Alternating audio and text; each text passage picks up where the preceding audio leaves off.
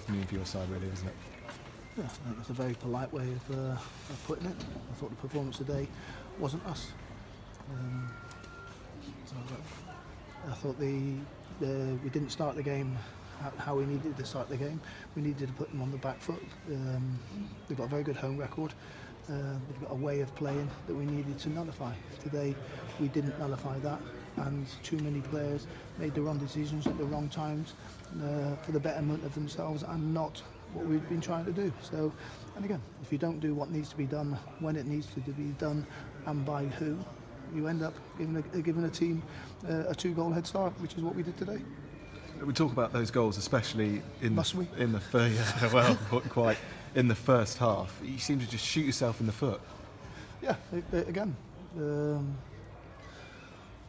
players making the wrong decisions in the wrong areas, and you get punished. And so again, in the pleasing aspect is that probably it's got to be done as a learning curve, whereby if you make the wrong mistakes at the wrong time, you will get punished. Players understand that. And they're very much aware of it today, because it was we gave a team a 2-goal head start by making the wrong decisions at the wrong time. Again, what we needed to do, we didn't do enough of today, because every time we did do it and got on the front foot and put balls into good areas and got after them, we looked a better team, or there were sparklings of the team that's getting back to how we've been playing recently. Today the tempo wasn't there. The urgency wasn't there, the understanding wasn't there, and the decision making wasn't spot on. You're obviously missing a few players today. Do you think that had a big impact on the way your side performed? Again, it's easy to hide behind, isn't it? So yeah, the easy thing to say, yeah, Alan Pierre must be one hell of a player. And Jordan Turnbull as well. And Jordan Turnbull as well. But again, but they're fundamentals of what we're trying to do. They've got a good understanding of what we're doing, and again, so yeah, you take a piece of the jigsaw out, but then it's important. That's what we're trying to say is it's important that the people that come in, whether that be a young lad, whether that be a player that's been playing a bit part players and not having that much game time, as an understanding throughout the squad of what needs to be done. And probably the disappointing thing for me, we didn't have enough people putting demands on people to do the right things out on the pitch. And again, but that will come. We've spoken about the goals conceded, of course. At the other end, not too many chances created. It just didn't seem to happen. No, we looked dismantled. But today's a game that we could that we lost within the run-up. In my mind, I thought we could lose 1, draw 1, and we need to win 6. So that's the one. That's the defeat out of the way. Now we need to pick up 6 wins.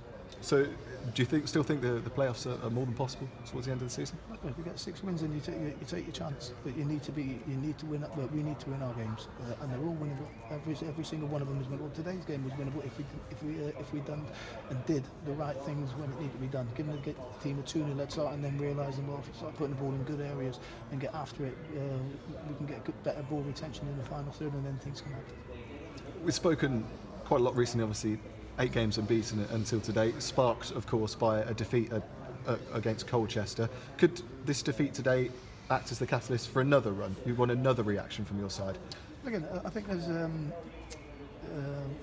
having a winning mentality doesn't mean that you enjoy it when you win, and you don't have that same elation, the feeling of elation when you get beat. That doesn't make you a winner. Being a winner is somebody that can put demands and do the right things day in, day out, week in, week out, and then they put demands on other people to make sure they do the right things at the right times.